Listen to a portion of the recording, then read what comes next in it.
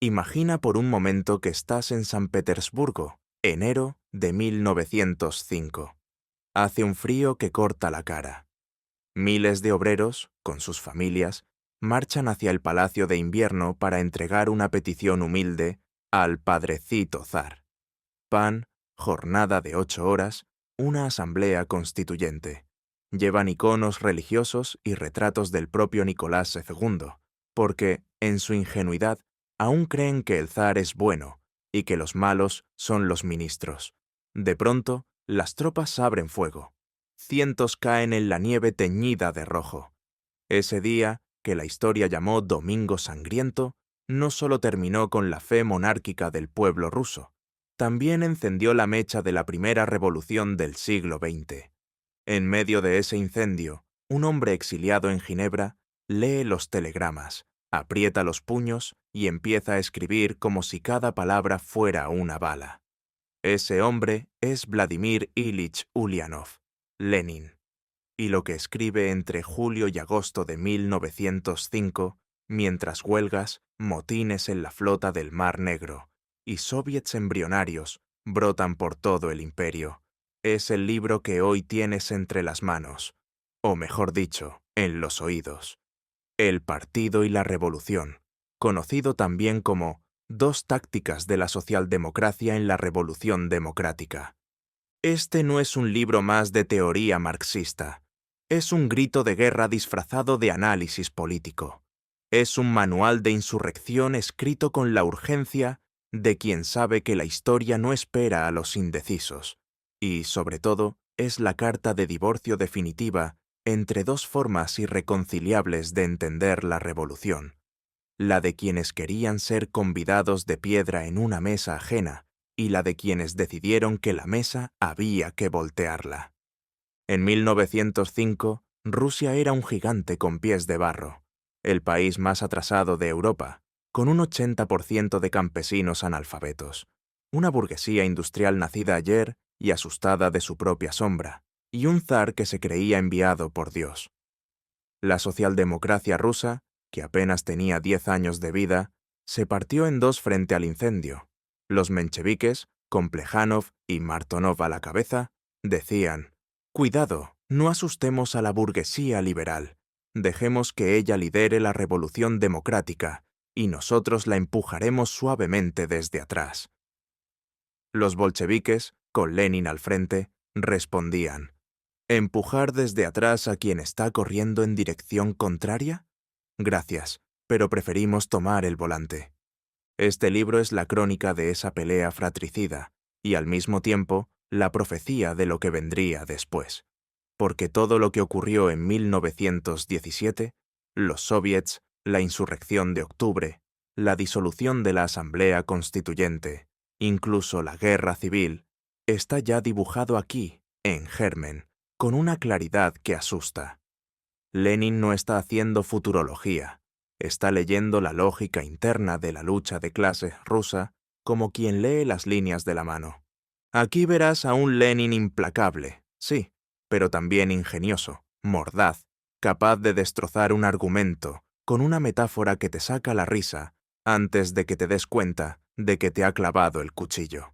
Verás cómo desmonta la táctica menchevique de apoyar a los liberales del Zemstvo, con la misma delicadeza con la que un cirujano abre en canal un cadáver. Verás cómo defiende la insurrección armada no como un capricho aventurero, sino como la única forma seria de responder a un régimen que ya ha demostrado que solo entiende el lenguaje de las balas. Pero este libro es mucho más que una polémica de hace 120 años. Es un espejo brutalmente honesto para cualquier época revolucionaria. Cada vez que una revolución se queda a medias porque los realistas prefieren negociar migajas en vez de tomar el poder, este texto susurra al oído: ya pasó en Rusia en 1905. Cada vez que alguien dice, no es el momento, hay que esperar a que maduren las condiciones objetivas, Lenin responde desde estas páginas: las condiciones objetivas las crean las masas cuando alguien las organiza y las empuja. Y cada vez que alguien cree que la revolución es cosa de buenos modales y discursos parlamentarios, este libro le recuerda que la historia no la escriben los que piden permiso, sino los que toman las armas cuando el viejo mundo se derrumba. Por eso, aunque hables español y estés a 12.000 kilómetros de la Rusia zarista, este libro te habla directamente, porque la pregunta de fondo sigue siendo la misma. Cuando el sistema se agrieta, ¿te pones detrás de los que quieren remendarlo con parches democráticos o te pones al frente de los que quieren demolerlo entero? Lenin no te da una respuesta suave, te da una respuesta que quema, y te la da con la seguridad de quien ya vio el final de la película. Los que dudaron en 1905 fueron barridos en 1917. Los que se atrevieron, ganaron, al menos por un tiempo. Así que ajusta los auriculares, sube el volumen y prepárate. Vas a escuchar a un hombre que escribía con la urgencia de quien sabe que cada día perdido son vidas perdidas. Vas a escuchar la voz de alguien que entendió, antes que casi nadie, que la revolución no es un cena de gala, como diría otro revolucionario años después, sino un acto violento por el cual una clase derroca a otra. Bienvenido a El Partido y la Revolución. Cierra los ojos. Escucha. Y cuando termines, decide de qué lado de la barricada quieres estar cuando llegue tu propio 1905. Porque, créeme, siempre llega. Capítulo 1. La Revolución Democrática y la tarea del proletariado. En julio de 1905, mientras Petrogrado todavía olía a pólvora del Domingo Sangriento y los marineros del acorazado Potemkin se amotinaban en el Mar Negro, Lenin se sentó en una habitación alquilada en Ginebra y empezó a escribir con la calma de quien desarma una bomba. El primer capítulo de este libro es, en realidad, una declaración de guerra contra la idea más extendida en la izquierda europea de entonces, que las revoluciones democráticas son cosa de la burguesía y que el proletariado debe limitarse a aplaudir desde la acera.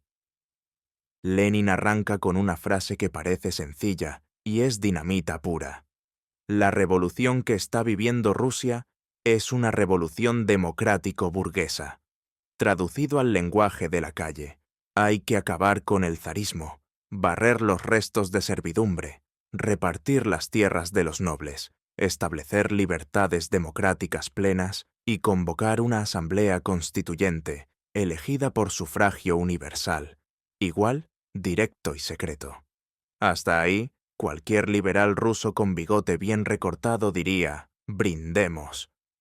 El problema viene cuando Lenin añade la segunda parte de la frase. Pero la burguesía rusa no puede ni quiere llevar esta revolución hasta el final. ¿Por qué? Porque la burguesía y terratenientes están emparentados hasta el tuétano. El industrial ruso, de 1905, no es el jacobino francés, de 1789, que cortaba cabezas coronadas para abrir fábricas. Es un señor que acaba de salir de la nobleza, que tiene primos en la corte, que le debe dinero al Estado zarista y que, sobre todo, le aterra que los obreros y campesinos, una vez puestos en movimiento, no se detengan en la monarquía, sino que sigan caminando hasta sus propias cajas fuertes. En palabras de Lenin, la burguesía rusa es liberal con la boca y conservadora con la cartera. Aquí viene el primer golpe de genio del capítulo. Lenin recuerda que, históricamente, hubo dos tipos de revoluciones democrático-burguesas, las que terminaron en una república radical, Francia 1793, y las que terminaron en una monarquía constitucional con perfume liberal, Alemania 1848, Inglaterra 1688.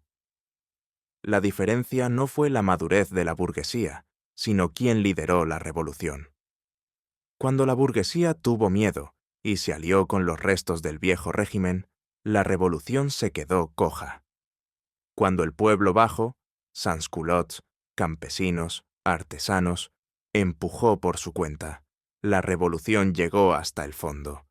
Rusia en 1905 se parece sospechosamente al segundo caso. Los liberales del partido cadete y los octubristas ya están negociando con el zar una Duma consultiva, una caricatura de parlamento donde los campesinos tendrían una voz cada 10 nobles.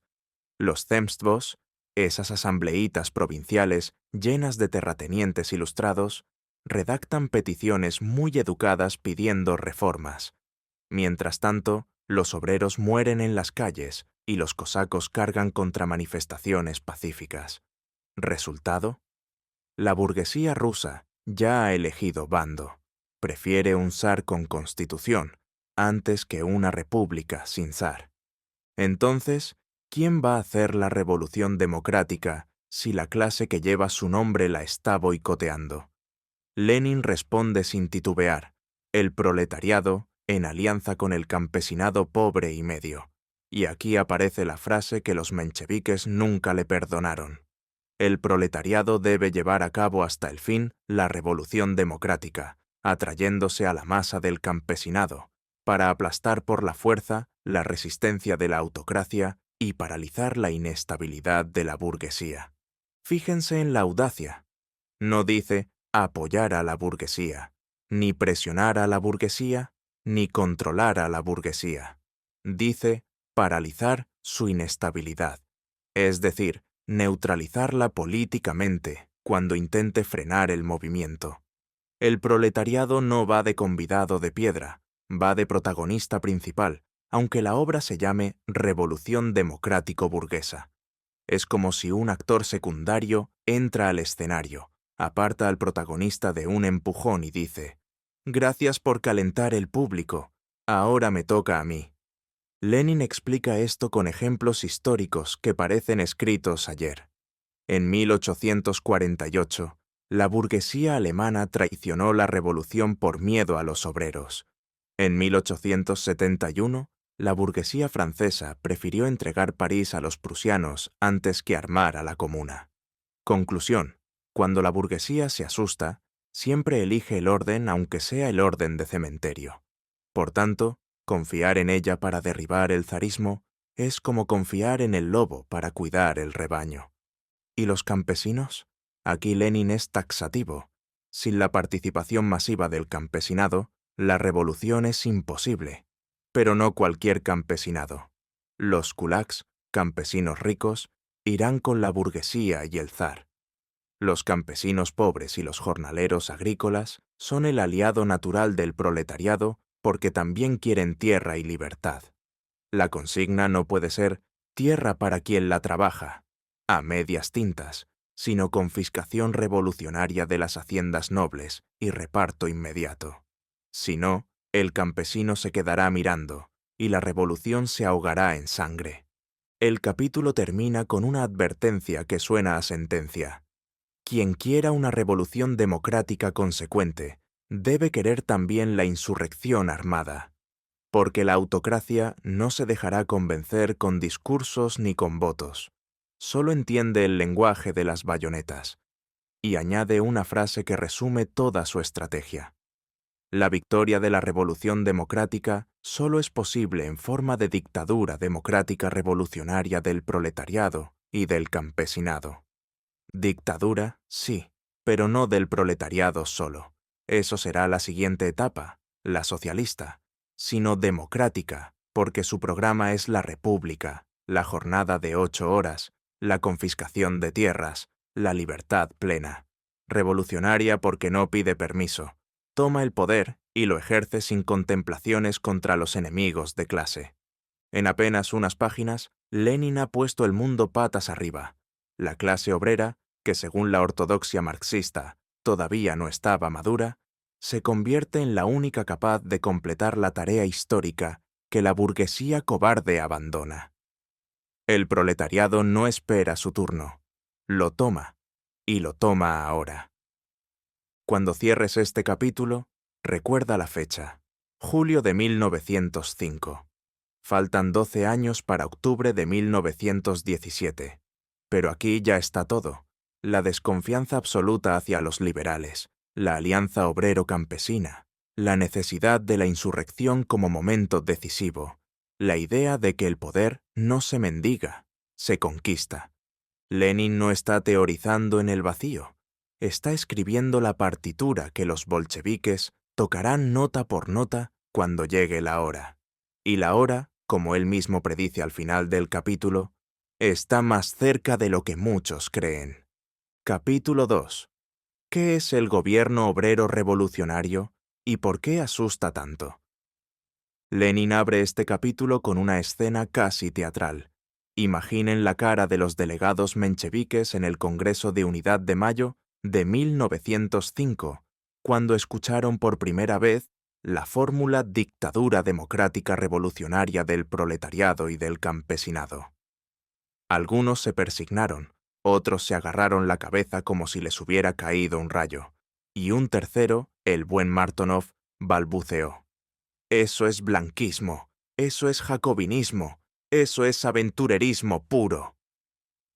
Lenin, desde Ginebra, se frota las manos y decide dedicar todo un capítulo a explicar, con calma de profesor y mala leche de polemista, qué demonios significa esa frase que hizo temblar a medio partido. Primero aclara lo que no es. No es todavía el gobierno socialista, no es la dictadura del proletariado en el sentido pleno que tendrá en 1917. Rusia sigue siendo un país semifeudal, con millones de campesinos analfabetos y una industria que apenas empieza a gatear. Pretender saltar directamente al socialismo sería tan absurdo como querer correr un maratón con muletas. Lo que sí puede y debe surgir del incendio de 1905 es un gobierno revolucionario provisional que complete las tareas democráticas con mano de hierro y, al hacerlo, abra la puerta sin retorno hacia el socialismo. ¿Quién forma ese gobierno?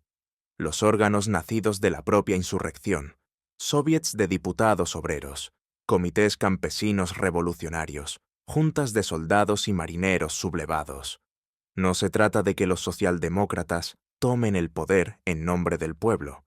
Eso sería blanquismo de manual, sino de que el pueblo mismo, organizado en sus propios órganos de lucha, tome el poder y llame a los socialdemócratas a dirigir técnicamente la máquina estatal que acaban de conquistar. Y aquí viene la parte que provoca infartos a los mencheviques. Ese gobierno provisional revolucionario deberá aplicar medidas que ningún gobierno burgués se atrevería ni en sueños a tocar. Lenin enumera sin anestesia. 1. Proclamación inmediata de la República Democrática. 2. Armamento general del pueblo y disolución del ejército y policía zaristas. 3. Confiscación sin indemnización de todas las tierras de la corona, la iglesia, los monasterios y los grandes latifundistas, con reparto entre los campesinos que las trabajan. 4. Jornada laboral de 8 horas por decreto, con control obrero en las fábricas. 5. Convocatoria inmediata de una asamblea constituyente elegida por sufragio universal, igual, directo y secreto, pero bajo la protección de las milicias populares, no de los cosacos. 6. Libertad absoluta de prensa, reunión y asociación, incluyendo el derecho a formar sindicatos y partidos. Sí, incluso para los cadetes, siempre que no tomen las armas contra la revolución. ¿Se dan cuenta? Ningún gobierno burgués del mundo, ni siquiera el más progresista, ha aplicado jamás un programa así. Por eso Lenin lo llama gobierno obrero revolucionario, porque solo puede sostenerse apoyándose directamente en la fuerza armada de las masas trabajadoras, no en la buena voluntad de los ricos. Los mencheviques gritaban: «¡Eso es imposible! Eso asusta a la burguesía y la empuja al campo de la reacción». Lenin responde con una carcajada que casi se escucha en la página. «¡Claro que la asusta! ¡Para eso sirve!». La burguesía ya está en el campo de la reacción. Lo único que cambia es que deje de disimularlo. Mejor tener al enemigo declarado que disfrazado de aliado. Además, añade con sorna, si la burguesía se asusta y corre a los brazos del zar, peor para ella. Aceleraremos su propio entierro político. Después viene el argumento más demoledor. Lenin pregunta: ¿qué alternativa proponen los mencheviques? Su plan es esperar a que los liberales derroquen al zar, cosa que no harán. formar un gobierno provisional cadete u octubrista y luego presionar desde la oposición para que conceda algunas reformas. Traducido, mendigar migajas en la mesa de los que ayer ordenaron disparar contra los obreros. Lenin compara esa táctica con la del burro que sigue la zanahoria, siempre a 2 pasos, siempre hambriento, siempre creyendo que algún día la alcanzará. En cambio, el gobierno obrero revolucionario no pide, toma. No negocia con el viejo poder, lo aplasta. No espera a que la burguesía se vuelva valiente, la deja atrás. Y al hacerlo, crea hechos consumados. Una vez repartida la tierra a millones de campesinos y puestas las fábricas bajo control obrero, no habrá fuerza en la tierra capaz de retroceder el reloj. Lenin dedica varias páginas a responder la objeción más repetida. ¿Y si ese gobierno es minoritario? ¿Y si la mayoría del país aún no está con nosotros? Su respuesta es de una simplicidad brutal. En toda revolución verdadera, el poder está primero en manos de una minoría activa que se atreve a actuar cuando el viejo régimen se derrumba y la mayoría aún está aturdida. La tarea de esa minoría revolucionaria es ampliarse rápidamente, atrayéndose a las capas indecisas mediante medidas audaces que mejoren inmediatamente la vida de las masas. Quien espera a tener la mayoría absoluta antes de moverse, se quedará esperando eternamente, y será aplastado cuando la reacción se reorganice. Al final del capítulo, Lenin suelta una frase que resume todo, y que los mencheviques citaron luego como prueba de su autoritarismo. Desde el punto de vista de la lucha de clases, la cuestión no es si seremos mayoría o minoría mañana, sino si seremos capaces de convertirnos en la dirección indiscutida de la inmensa mayoría pasada mañana, aplicando hoy las medidas que esa mayoría necesita, aunque aún no lo sepa. Es decir, la vanguardia no espera permiso de las masas, actúa en su nombre y demuestra con hechos que tenía razón. Si acierta, las masas la seguirán en avalancha. Si se equivoca, será barrida. Pero quedarse de brazos cruzados por miedo a adelantarse es la forma más segura de traicionar. Cuando terminas este capítulo, sientes que Lenin te ha puesto un revólver en la mano y te ha dicho: ahora tú decides si lo usas para defender la revolución o para entregarlo educadamente al enemigo. No hay término medio. Y esa incomodidad que sientes en el estómago es exactamente la que sentían los mencheviques, y por eso perdieron. El gobierno obrero revolucionario no es una fantasía utópica. Es la única forma realista de ganar cuando el enemigo no juega limpio. Y si alguien sigue escandalizado, Lenin cierra con una pulla que duele todavía hoy. Los que se asustan de las medidas revolucionarias son los mismos que mañana se asustarán de la revolución misma, y cuando llegue la hora de la verdad, estarán del otro lado de la barricada, pidiendo orden y moderación mientras los cosacos cargan. En 1905 parecía una exageración. En 1917 ya no lo parecía tanto. Y en cualquier revolución futura, quien lea estas páginas sabrá de antemano quién terminará pidiendo moderación cuando las masas empiecen a romper cadenas. Capítulo 3. La dictadura democrática revolucionaria de proletarios y campesinos.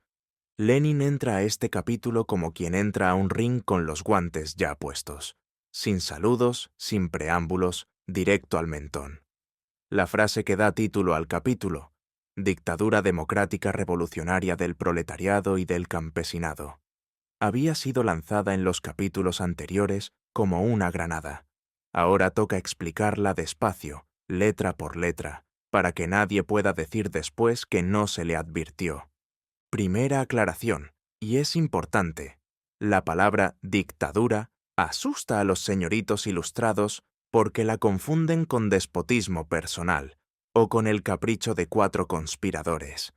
Lenin se ríe de esa confusión, con la misma ternura con la que un gato se ríe de un ratón que cree que el queso es gratis. Dictadura, en lenguaje marxista, significa simplemente dominación de una clase sobre las demás, sin disfraz ni maquillaje. La monarquía zarista era una dictadura abierta de la nobleza terrateniente. Una república liberal al estilo cadete sería la dictadura disfrazada de la burguesía. Lo que Lenin propone es la dictadura abierta, sin caretas, del bloque revolucionario formado por obreros y campesinos pobres contra todos los explotadores. Segunda aclaración, democrática, porque este poder no va a suprimir las libertades para las masas trabajadoras.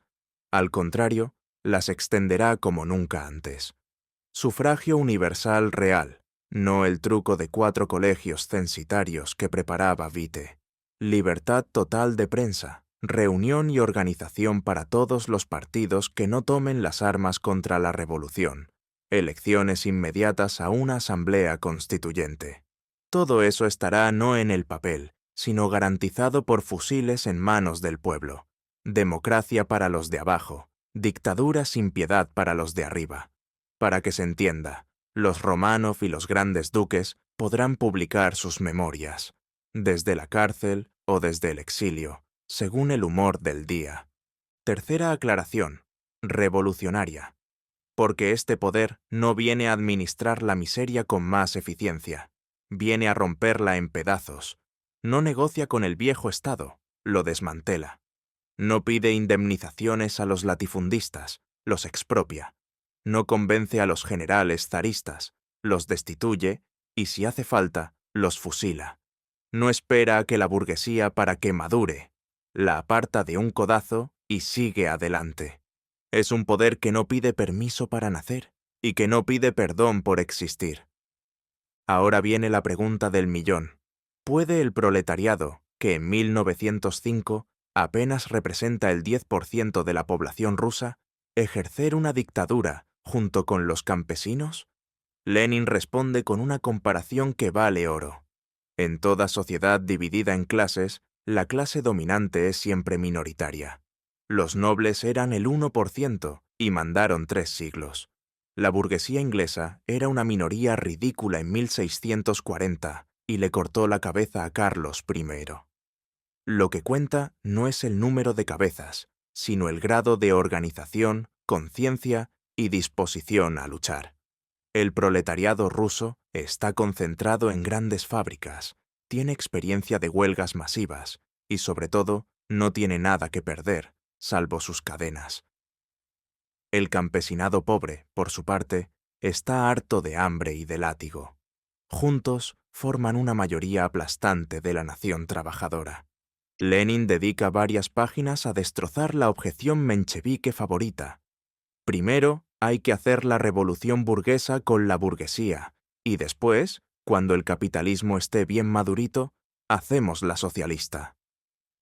Él contesta que esa receta es tan científica como esperar a que un cáncer se desarrolle completamente para operarlo. En países atrasados como Rusia, la burguesía ya no tiene miedo de su propia revolución democrática, porque sabe que, una vez puestas en marcha las masas, no se detendrán en la puerta de la fábrica. Por tanto, la única forma de completar la revolución democrática es saltándose a la burguesía y apoyándose directamente en las clases oprimidas. Aquí aparece una de sus metáforas más afiladas. Los mencheviques quieren que el proletariado actúe como el extremo izquierdo de la revolución burguesa, es decir, como el lacayo elegante que empuja el coche del amo cuando se atasca en el barro. Lenin propone que el proletariado y campesinos tomen el coche, echen al amo y sigan viaje sin mirar atrás. Y si el amo intenta subirse otra vez, pues se le baja a patadas. Otro punto clave: esta dictadura no será socialista, porque las condiciones objetivas, desarrollo industrial, cultura de masas, etc., aún no existen. Pero será anticapitalista en la práctica. Confiscará bancos y grandes empresas para financiar la guerra revolucionaria y el reparto de tierras. Implantará el control obrero, prohibirá los lockouts patronales. En resumen, creará tales hechos consumados que cuando llegue la hora de la revolución socialista, La burguesía ya estará con las manos atadas y los dientes rotos. Lenin cierra el capítulo con una tabla comparativa tan clara que duele. Si la revolución la lidera la burguesía, es igual a monarquía constitucional, más latifundio intacto, más jornada de 12 horas, es igual a derrota. Si la revolución la lideramos proletarios y campesinos, es igual a república democrática radical, más tierra para quien la trabaja, más jornada de 8 horas, es igual a victoria democrática que abre la puerta al socialismo sin retorno. Y remata con una frase que parece escrita con ácido. Quien no comprenda la necesidad de esta dictadura democrática revolucionaria no ha entendido nada del marxismo ni de la Revolución Rusa. Y quien la comprenda y no se atreva a luchar por ella, merece que la historia lo barra como basura. En 1905, muchos se rieron de esa quimera. En febrero de 1917, los obreros y soldados crearon soviets espontáneamente. En octubre de 1917, esos mismos soviets tomaron el poder. Y el que se rió último fue Lenin, desde el Instituto Smolny, firmando los primeros decretos sobre la tierra y la paz. Así que cuando escuches a alguien decir que la alianza obrero-campesina es imposible, o que primero hay que desarrollar el capitalismo, recuerda este capítulo. Fue escrito 12 años antes de la victoria, pero ya sabía exactamente cómo ganarla. Y sabía también quiénes terminarían del lado equivocado de la historia, los que prefirieron ser realistas a ser revolucionarios. La dictadura democrática revolucionaria no fue un sueño. Fue el puente real, de carne y fuego, entre 1905 y 1917. Y quien no quiera cruzarlo hoy, que se quede en la orilla viendo cómo los demás cambian el mundo. Capítulo 4. Crítica feroz al plan Zemstvo de los mencheviques. Lenin se quita los guantes, se arremanga y entra al capítulo como un toro que ve el capote rojo. El plan Zemstvo era la joya de la corona menchevique en 1905. Una estrategia tan elegante, tan científica y tan respetuosa con las instituciones que parecía salida de un salón vienés en vez de una revolución que ya llevaba miles de muertos. Básicamente decía lo siguiente: los Zemstvos, esas asambleitas provinciales donde votaban nobles ilustrados, médicos liberales y algún que otro burgués progresista, estaban redactando peticiones muy educadas al zar pidiendo una duma con poderes reales. Los mencheviques proponían que el Partido Obrero apoyara esas campañas, organizara manifestaciones pacíficas para presionar a los Zemstvos y, en el mejor de los casos, formara un bloque común con los liberales para arrancar una constitución monárquica limitada. Todo muy civilizado, muy gradual, muy inútil. Lenin abre fuego con una frase que vale por todo el capítulo. Los mencheviques han convertido al proletariado en apéndice de la burguesía liberal, en lacayo de los Zemstvos, en mozo de cuerda de los cadetes. Y a partir de ahí no da tregua. Primera acusación: oportunismo descarado. Los Zemstvos no eran órganos democráticos, eran clubes de notables donde un terrateniente tenía 100 veces más voz que un campesino. En la mayoría de provincias, los liberales del Zemstvo habían aplaudido la represión del Domingo Sangriento y ahora, asustados por la oleada de huelgas, corrían a negociar con el ministro Witte para salvar el trono con una constitución de adorno. Apoyarlos significaba, en la práctica, ayudar a la burguesía a traicionar la revolución antes siquiera de empezarla. Segunda acusación: ilusión parlamentaria en un país sin parlamento. Los mencheviques hablaban de lucha por la Duma, como si Rusia fuera Inglaterra en 1832. Lenin les recuerda que la autocracia no concede nada sin ser forzada, y que la única Duma que el zar estaba dispuesto a tolerar era la que él mismo convocó en 1906. Un circo con curias separadas donde los obreros tenían una representación ridícula y los campesinos votaban a través de sus starostas, alcaldes, nombrados por el gobernador. Apoyar esa farsa era legitimar la estafa. Tercera acusación, y aquí Lenin se pone sarcástico de verdad. Los mencheviques querían que los obreros hicieran manifestaciones para asustar al zar y empujar a los zemstvos hacia posiciones más radicales. Traducido, que los obreros se jugaran la vida en las calles, mientras los señores del zemstvo brindaban con champán en sus palacetes, esperando que la sangre obrera ablandara el corazón del autócrata. Lenin compara esa táctica con la del idiota que calienta la sopa para que otro se la coma. Después viene el golpe maestro. Cita textualmente la resolución menchevique del Congreso de Mayo. Allí, Mártonov y compañía escribían con toda seriedad que la socialdemocracia no debe aspirar a tomar el poder ni compartirlo en el período de la Revolución Democrática. Lenin se detiene, respira hondo y pregunta al lector: ¿han leído bien? No aspirar a tomar el poder. En una revolución. Es como si un boxeador entra al ring y declara que no va a golpear para no ofender al rival. Y sigue: si el partido renuncia de antemano al poder, ¿qué le queda? Presionar desde fuera, mendigar reformas, ser el extremo izquierdo de un bloque que lidera la burguesía. Resultado garantizado. Cuando la burguesía llegue a un acuerdo con el zar, y llegará porque comparte intereses de clase, abandonará a sus aliados obreros como quien tira un pañuelo usado. Ejemplos históricos sobran: 1848 en Alemania, 1871 en Francia, 1905 en Rusia misma. El Manifiesto de Octubre fue la zanahoria que el zar agitó para desmovilizar a las masas y luego retirar en cuanto pudo. Lenin dedica varias páginas a desmontar la excusa favorita menchevique. Si nos aislamos de los zemstvos, perderemos el apoyo de las capas intermedias. Respuesta: esas capas intermedias, pequeña burguesía urbana, intelectuales, funcionarios, oscilan siempre entre el miedo al pueblo y el miedo al zar. Solo seguirán a quien demuestre fuerza y decisión.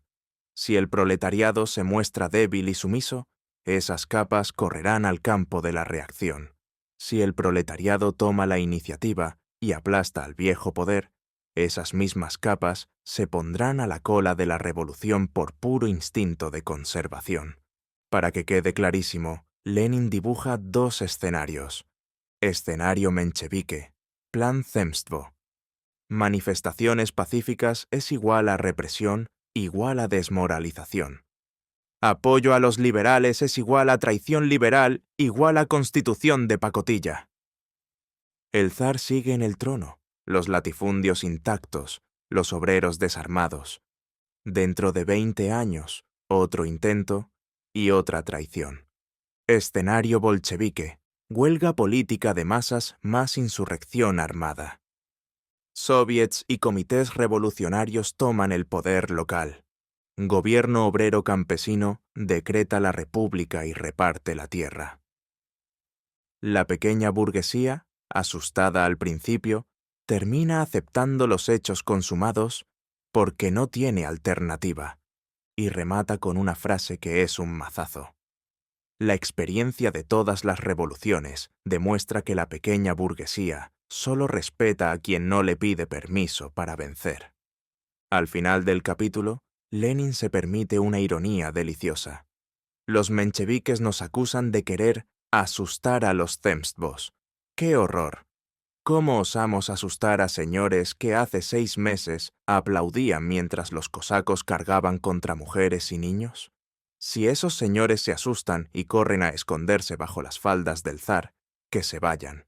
La revolución no necesita compañeros de viaje que se marean en la primera curva. En 1905, el plan zemstvo parecía realista. En octubre de 1905, el zar concedió el manifiesto precisamente para calmar a los zemstvos, y en diciembre ya estaba reprimiendo Moscú con artillería. Los liberales aplaudieron la represión. Los mencheviques se quedaron mudos. Los bolcheviques, que nunca confiaron en los zemstvos, prepararon la siguiente ronda. Escucha este capítulo y recuerda, Cada vez que alguien te proponga presionar a los poderosos, en vez de derrocarlos, dialogar con quien solo entiende la fuerza, o hacer bloque con quien mañana te traicionará, está repitiendo palabra por palabra el Plan Zemstvo de 1905. Y la historia ya escribió el final de esa película: derrota, humillación y décadas perdidas. Lenin no pide que le creas, pide que mires los hechos. Y los hechos, en 1905 como hoy, siempre terminan dándole la razón al que no se conforma con ser convidado de piedra en la mesa de sus propios verdugos. Capítulo 5. La insurrección armada como arte. Lenin se quita la chaqueta de teórico, se pone el mono de mecánico de revoluciones y abre este capítulo con una frase que debería estar grabada en la entrada de todas las escuelas militares del mundo. La insurrección armada es un arte especial, con sus leyes propias, tan estrictas como las del arte militar, y quien pretenda practicarlas sin conocerlas, será derrotado con la misma seguridad con la que un niño pierde jugando al ajedrez contra Capablanca. Los mencheviques aterrorizaban con la palabra insurrección. La pronunciaban como quien dice cólera o peste negra. Lenin, en cambio, la acaricia, la disecciona y la convierte en ciencia exacta. Aquí no hay romanticismo de barricadas, ni ópera con banderas rojas ondeando al viento. Hay técnica, sudor y cálculo frío. Primera ley del arte insurreccional. La insurrección no se decreta, se prepara cuando las condiciones objetivas están maduras y las subjetivas se están creando. ¿Cuáles son esas condiciones? 1. El poder de arriba está en crisis y ya no puede gobernar como antes.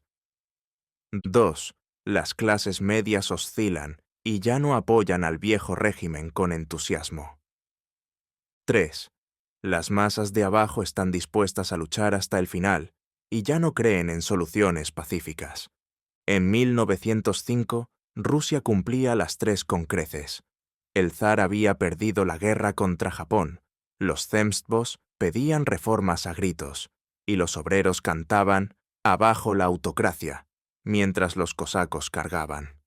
Segunda ley, la insurrección no es una conspiración de 4 iluminados, sino la forma más alta de la lucha de clases cuando ésta ha llegado al punto de ebullición. No es provocación ni aventura.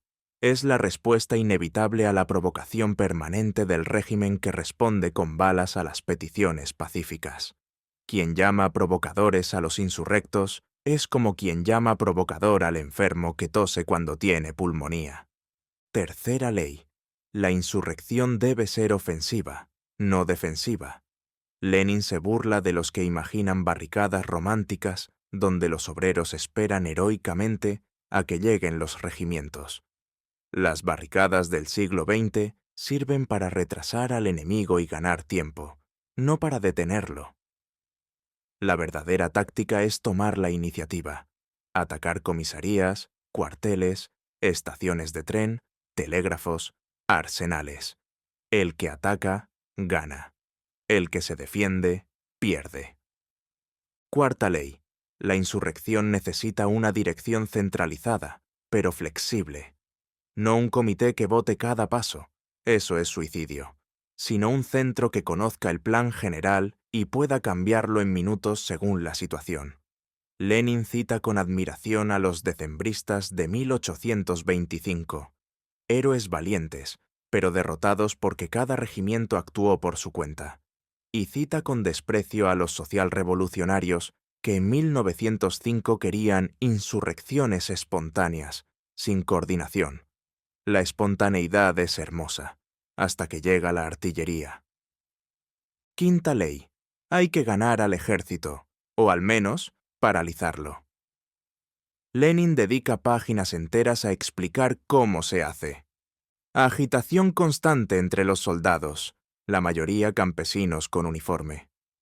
Creación de comités de soldados en los cuarteles. Fraternización en las calles. Obreros ofreciendo pan y periódicos a los reclutas. golpes precisos contra los oficiales más odiados. En diciembre de 1905 en Moscú, los regimientos que se pasaron a los insurrectos lo hicieron porque durante meses los bolcheviques habían trabajado paciente y clandestinamente entre ellos. Los mencheviques, que rechazaban la propaganda militar, se quedaron mirando desde la acera. Sexta ley. La insurrección debe combinar todas las formas de lucha. Huelga general política que paralice la ciudad, más destacamentos armados, de obreros más alzamientos en la flota y en los cuarteles más sabotaje de comunicaciones del gobierno.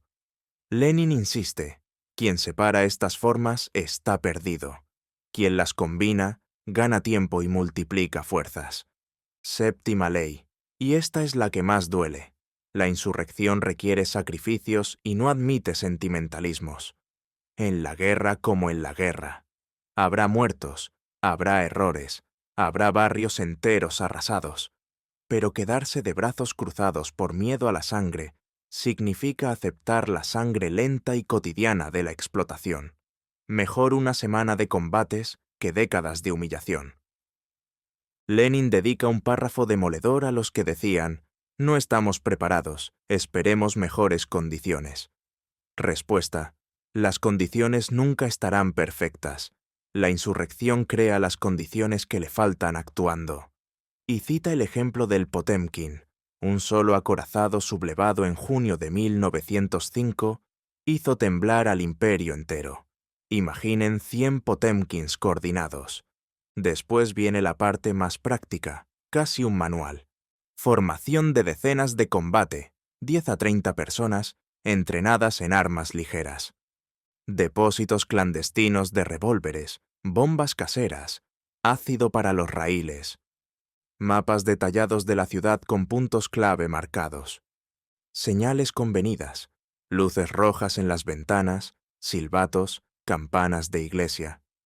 Planes de repliegue y de contraataque si falla el primer asalto. Todo esto lo escribía Lenin en julio de 1905, y en diciembre de 1905 los obreros de Moscú lo aplicaron casi al pie de la letra en Presnia. Al final del capítulo, Lenin responde a la acusación más grave. Estás llamando a la violencia. Respuesta: la violencia ya está aquí.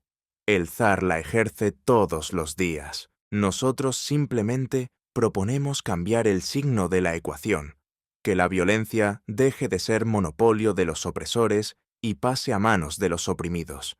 Eso no se llama violencia, se llama justicia. Y cierra con una frase que retumba como cañonazo. Quien no quiera la insurrección armada, que renuncie de una vez a la revolución. Porque la revolución seria, la que cambia realmente algo, siempre termina en un día en que alguien tiene que tomar el palacio de invierno. Y ese día, quien no haya aprendido el arte de la insurrección estará mirando desde la ventana o desde el otro lado de las bayonetas. En 1905, la insurrección de diciembre fue derrotada, pero le enseñó al partido bolchevique exactamente cómo ganar la siguiente. 12 años después, en octubre de 1917, los mismos que se horrorizaban con este capítulo estaban escondidos o habían pasado al bando blanco. Los que lo estudiaron tomaron el poder en una semana y lo conservaron contra medio mundo. Así que cuando escuches a alguien decir que la violencia nunca es la solución, pregúntale de qué lado estaba en 1905. Y si responde que del lado de los zemstvos o de la moderación, ya sabes dónde terminará cuando llegue la próxima hora de la hora en que la historia pide cuentas con plomo. Este capítulo no es teoría. Es un curso intensivo de cómo ganar cuando ya no queda otra salida. Y la salida, tarde o temprano, siempre termina siendo esa. Capítulo 6. El partido de nuevo tipo. Lenin entra a este capítulo con la serenidad de un cirujano que ya sabe exactamente dónde cortar. Hasta ahora ha hablado de revolución, de poder, de insurrección. Ahora toca responder la pregunta que todos se hacen en voz baja. ¿Quién demonios va a dirigir todo esto sin que termine en un desastre? La respuesta es tajante. No el partido que los mencheviques imaginan. Un club amplio, legaloide, con carnés baratos y congresos eternos donde cada intelectual discute hasta el amanecer. Sino un partido completamente nuevo, hecho de acero templado en la clandestinidad y afilado por la lucha de clases abierta. Primer rasgo del partido de nuevo tipo: profesionalismo revolucionario. No basta con ser simpatizante o pagar la cuota los domingos. El militante debe vivir para la revolución y, si hace falta, morir por ella. Lenin lo dice sin adornos. En Rusia, bajo la autocracia, el revolucionario profesional es la única forma seria de existir. Tipógrafos que imprimen ilegalmente, agitadores que saltan de fábrica en fábrica, enlaces que llevan dinero y armas a través de fronteras, mujeres que esconden prensas bajo las faldas. Esa es la tropa de choque. El resto son bienvenidos, pero como soldados de apoyo, no como generales. Segundo rasgo: centralismo democrático. Los mencheviques gritaban «autoritario». Lenin responde con una comparación que aún escuece. Cuando hay guerra, nadie vota si se ataca o se retrocede. El mando decide y todos obedecen, o la batalla se pierde. El centralismo no es capricho de Lenin, es necesidad vital cuando la policía secreta lee tu correo y un traidor puede costar 100 vidas. Pero atención, una vez tomada la decisión, la crítica interna es libre y brutal. Discutir hasta quedar roncos antes, obedecer como un solo hombre después. Esa es la fórmula que permitió a un partido de apenas 8.000 militantes, en 1905, dirigir a millones en 1917. Tercer rasgo: clandestinidad como escuela. El partido no puede ser un elefante blanco que la policía registra cuando quiere. Tiene que ser una red de células pequeñas, independientes entre sí, que solo se conocen por seudónimos y que cambian cada mes. Técnica conspirativa rigurosa, citas en parques a horas exactas, contraseñas, pisos francos, tinta simpática, dobles fondos en maletas. Los mencheviques se burlaban. «Eso parece una secta». Lenin contestaba: «Mejor una secta que sobrevive que un partido legal que termina en Siberia». Cuarto rasgo: el partido no es un parlamento, es un Estado Mayor. No se trata de representar todas las opiniones, sino de concentrar la voluntad de la clase más revolucionaria. Por eso la puerta de entrada es estrecha. Quien quiera ser miembro debe militar en una organización de base, someterse a la disciplina y demostrar en la práctica que no se asusta cuando suenan las balas.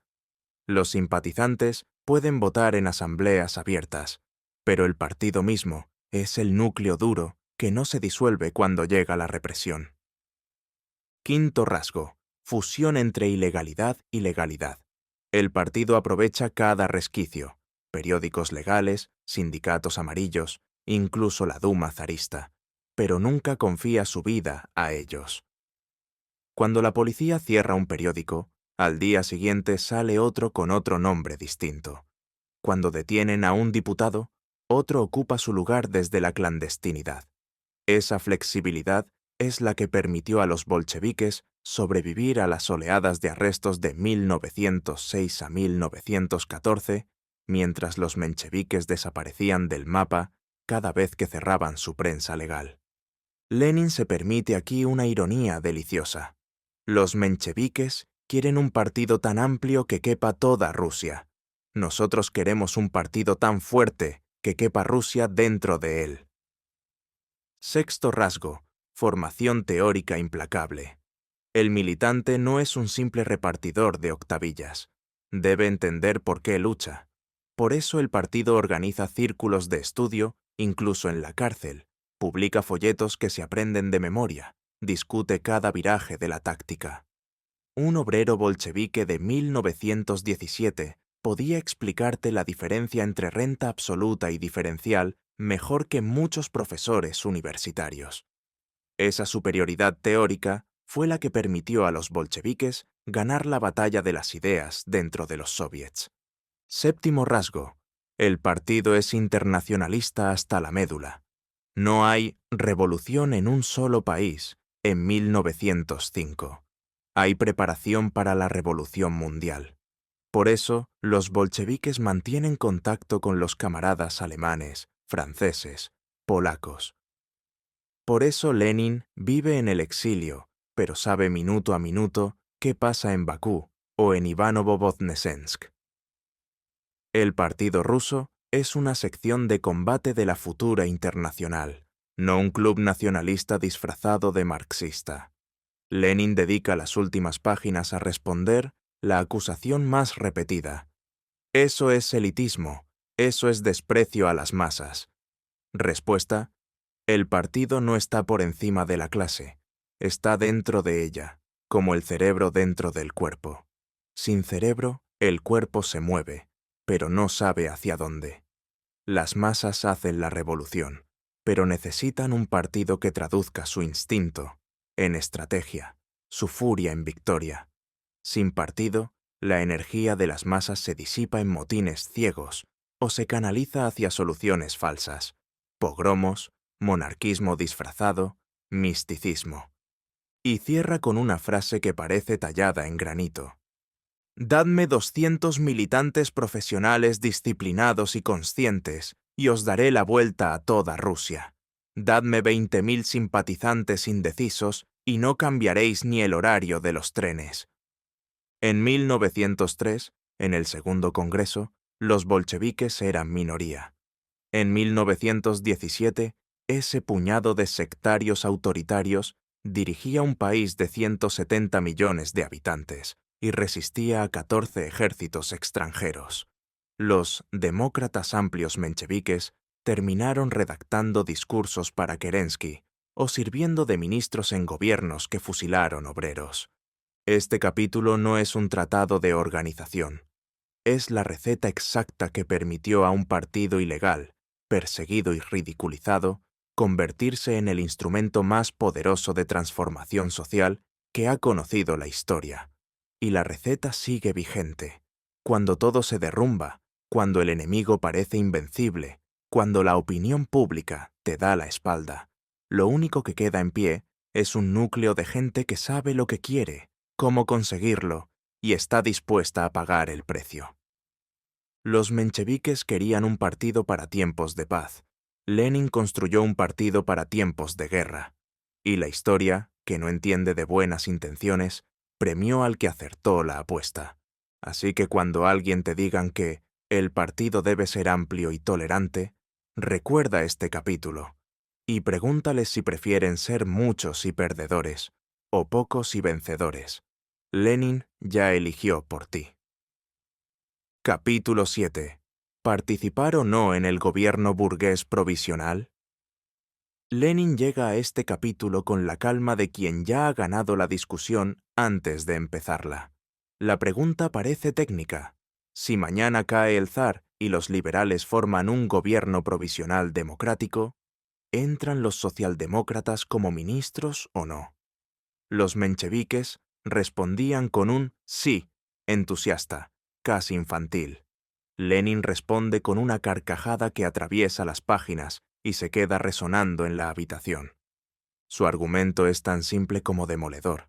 Entrar en un gobierno burgués provisional sería la forma más rápida y segura de suicidarse políticamente y, de paso, matar la revolución. Primer punto. ¿Quién forma ese gobierno provisional? Los cadetes, los octubristas, algún príncipe progresista, tal vez, quizás hasta un par de socialistas responsables que ya estén buscando traje para la foto oficial. Todos ellos representan a la gran burguesía y a los terratenientes liberales. Su programa máximo es una monarquía constitucional con una duma decorativa, latifundios intactos y ejército zarista disfrazado de nacional. Su programa mínimo es lo mismo, pero con más discursos sobre unidad nacional. Segundo punto. ¿Qué hacen esos señores apenas se sientan en los ministerios? 1. Frenar la revolución para evitar excesos. Segundo, negociar con el zar o con lo que quede de él. 3. desarmar a los obreros para restablecer el orden. Cuarta, aplazar la Asamblea Constituyente hasta que maduren las condiciones. 5. Reprimir a los que sigan peleando por tierra y 8 horas. En otras palabras, exactamente lo que hicieron en febrero de 1917 Kerensky, Miliukov y compañía, con la colaboración entusiasta de ministros mencheviques y socialrevolucionarios. Tercer punto, y aquí Lenin se pone cruel. Si los socialdemócratas entran como ministros para controlar desde dentro o empujar hacia la izquierda, lo único que consiguen es cubrir con su autoridad las traiciones de la burguesía.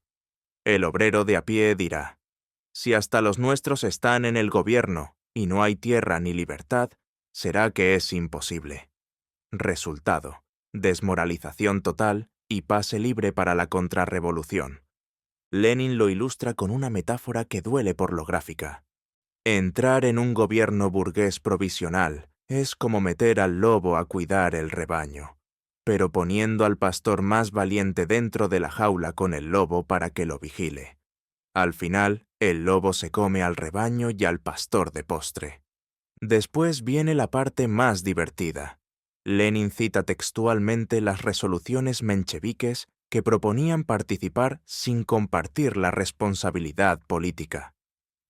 O sea, ser ministro pero sin serlo, firmar decretos pero lavarse las manos, sentarse en el Consejo de Ministros, pero seguir diciendo que estás en la oposición. Lenin se ríe tanto que casi se le cae la pluma.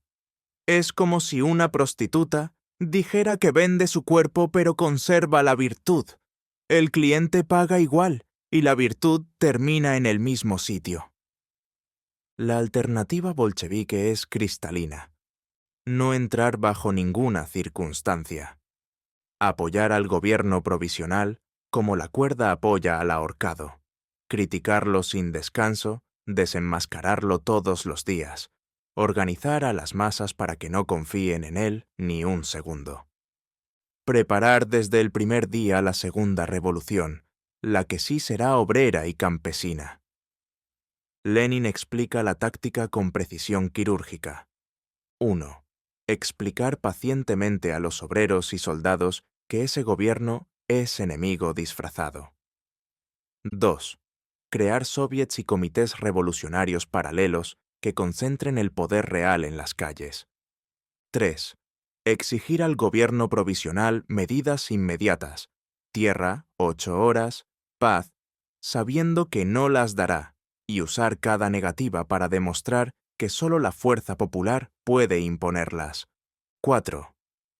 Cuando el gobierno revele su verdadero rostro, y lo revelará pronto, estar listos para derrocarlo con la misma limpieza con la que se barre una mesa. Aquí viene la objeción clásica. Pero si no entramos, nos aislaremos. La gente pensará que somos sectarios. Lenin responde con otra pregunta. ¿Aislarse de quién?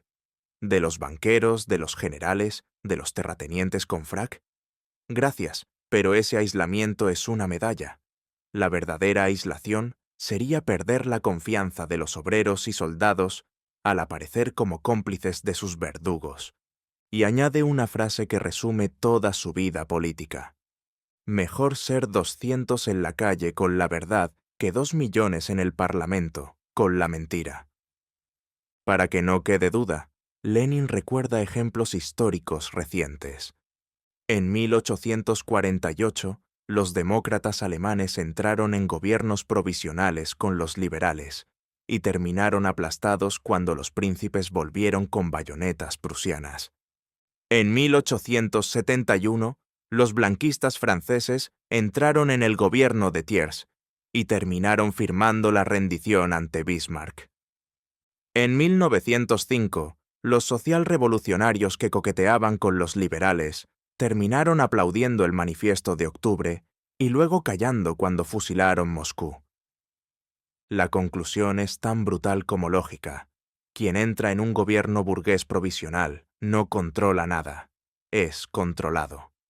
Firma los decretos que le pasan, pone su prestigio al servicio de la traición, y cuando la contrarrevolución llegue, será el primero en la lista de fusilados por haber engañado al pueblo.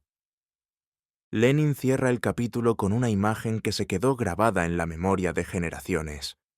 El proletariado no necesita sillones ministeriales, necesita fusiles, no necesita carteras, necesita poder, y el poder no se comparte con quien mañana te va a traicionar, se toma entero o no se toma. 12 años después, en julio de 1917, los mencheviques y socialrevolucionarios entraron al gobierno Kerensky. En octubre, los bolcheviques que nunca entraron tomaron el poder en una noche. Los ministros socialistas terminaron exiliados o pidiendo clemencia a los blancos. Los que se mantuvieron fuera y criticaron sin descanso, dirigieron el país durante décadas. Escucha bien este capítulo y grábatelo. Cada vez que alguien te proponga entrar al gobierno para cambiarlo desde dentro, ser la conciencia crítica del poder, hacer un mal menor, está repitiendo palabra por palabra la propuesta menchevique de 1905. Y la historia ya escribió el epitafio de esa propuesta: traición, derrota y olvido. El proletariado no entra a palacio a limpiar la mesa del amo. Entra a palacio a voltear la mesa, prenderle fuego y construir otra nueva con las astillas. Todo lo demás es maquillaje para cadáveres políticos. Conclusión: 2 tácticas, 2 clases, 2 futuros. Lenin cierra el libro como quien baja el telón después de una tragedia que él mismo ha convertido en comedia negra. No hay despedidas sentimentales, no hay llamadas a la unidad ni abrazos fraternales. Hay una hoja de papel en blanco y encima 2 columnas escritas con letra clara y afilada, como si fueran 2 veredictos de tribunal. A la izquierda, la táctica menchevique. A la derecha, la táctica bolchevique. Debajo de cada una, el futuro que le corresponde. No hay término medio, no hay tercera vía. La historia, dice Lenin, no conoce divorcios amistosos. Columna izquierda, táctica de los mencheviques. 1. Confianza en que la burguesía liberal hará la revolución democrática. 2. Apoyo crítico a los zemstvos y cadetes. 3. Manifestaciones pacíficas y presión parlamentaria. 4. Rechazo a la insurrección armada y al gobierno obrero campesino. 5. Participación en un eventual gobierno provisional burgués para controlarlo desde dentro. Resultado inevitable. La burguesía traiciona, pacta con el zar, consigue una monarquía constitucional con perfume democrático, conserva los latifundios, mantiene la jornada de 12 horas, desarma a los obreros y reprime a los campesinos. El proletariado queda desmoralizado, dividido, sin organización. Dentro de 10 o 15 años habrá que empezar de nuevo, con más muertos y menos esperanza. En una palabra, derrota completa disfrazada de avance parcial. Columna derecha, táctica de los bolcheviques. 1. Desconfianza absoluta hacia la burguesía liberal. 2. Alianza inquebrantable con los campesinos pobres y medios. 3. Preparación técnica y política de la insurrección armada. 4. Creación de soviets y comités revolucionarios como órganos de poder real. 5. Formación de un gobierno obrero campesino revolucionario que aplique la república, la confiscación de tierras y la jornada de 8 horas. 6. Rechazo total a participar en gobiernos burgueses provisionales. Resultado inevitable. La revolución democrática se lleva hasta el final y abre inmediatamente la puerta a la revolución socialista. La burguesía queda paralizada, desarmada políticamente. El proletariado y los campesinos pobres se convierten en dueños de su destino. Rusia se transforma en la chispa de la revolución europea. En una palabra, victoria completa, o, si se pierde, derrota honrosa, que deja semillas para la próxima vez. Lenin no pide que le crean por fe, pide que miren los hechos. Y los hechos, en julio de 1905, ya están hablando a gritos. Los cadetes rechazan la república y piden monarquía constitucional. Los zemstvos aplauden la represión en Polonia y el Báltico. El zar prepara la Duma de Buligín, un juguete sin poder real. Los obreros responden con huelgas políticas de masas y los marineros se amotinan. ¿Quién está leyendo correctamente la realidad? ¿Quién está nadando contra la corriente? ¿Y quién está flotando muerto, río abajo? Después de la tabla, Lenin se permite un párrafo que es mitad sentencia, mitad profecía. La diferencia entre las dos tácticas no es una discusión académica. Es la diferencia entre dos clases irreconciliables, la burguesía, que teme a la revolución más que al zar, y el proletariado, que no tiene nada que perder salvo sus cadenas. Una táctica lleva a la esclavitud disfrazada de libertad. La otra lleva a la libertad, aunque tenga que pasar por el fuego. Elegid. Y aquí viene la frase que resume todo el libro, y que 12 años después se convirtió en el grito de octubre. La revolución democrática solo será verdaderamente revolucionaria si el proletariado y los campesinos pobres marchan juntos contra todo el viejo orden, y no si el proletariado marcha detrás de los liberales temblorosos que hoy piden reformas y mañana lamen las botas del zar.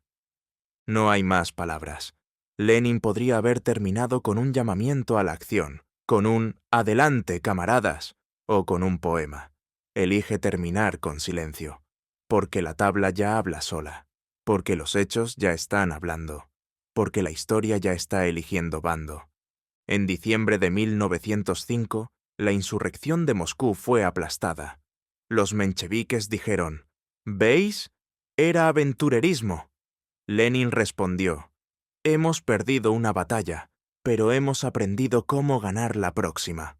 Y mientras los realistas celebraban la Duma de 1906 como un paso adelante, los bolcheviques contaban cadáveres, estudiaban errores y volvían a la clandestinidad a afilar cuchillos. En febrero de 1917 cayó el zar. Los mencheviques entraron al gobierno provisional. En octubre de 1917 cayeron los mencheviques junto con el gobierno provisional. La tabla de Lenin, escrita 12 años antes, se cumplió letra por letra. Así que cuando escuches esta conclusión, no la tomes como historia antigua. Tómala como espejo. Cada vez que alguien te proponga realismo, diálogo con los moderados, gobierno de unidad nacional, no asustar a la clase media, esperar a que maduren las condiciones. Recuerda la columna izquierda. Izquierda. Y cada vez que alguien te diga que hay que tomar el poder con las masas armadas, que no hay atajos, que la burguesía siempre traiciona y que la revolución no se mendiga, se conquista, recuerda la columna derecha. Porque la historia no se repite, pero rima. Y la rima de 1905 fue exactamente la misma que la de 1917, y será la misma la próxima vez que el viejo mundo se tambalee. Lenin no escribió este libro para que lo aplaudieran en los salones. Lo escribió para que lo leyeran en las fábricas, en los cuarteles, en las prisiones siberianas, en reuniones clandestinas a la luz de una vela. Lo escribió para que, cuando llegue la próxima hora cero, nadie pueda decir «no sabíamos». Ahora ya sabes. Tú eliges columna. La historia elegirá por ti si dudas demasiado tiempo. Y cuando el humo se disipe, solo quedará una pregunta. ¿De qué lado de la barricada estabas cuando todavía había tiempo de elegir? El libro se cierra. La revolución continúa. Conclusión general del audiolibro. Hemos terminado de recorrer El partido y la revolución, un texto escrito en el calor de 1905, que sin embargo parece redactado ayer mismo. En apenas unas horas de escucha, has visto cómo Lenin desmonta, pieza por pieza, la idea de que los oprimidos pueden confiar en los opresores disfrazados de aliados. Has visto cómo convierte una derrota aparente, la Revolución de 1905, en una escuela implacable para la victoria definitiva de 1917.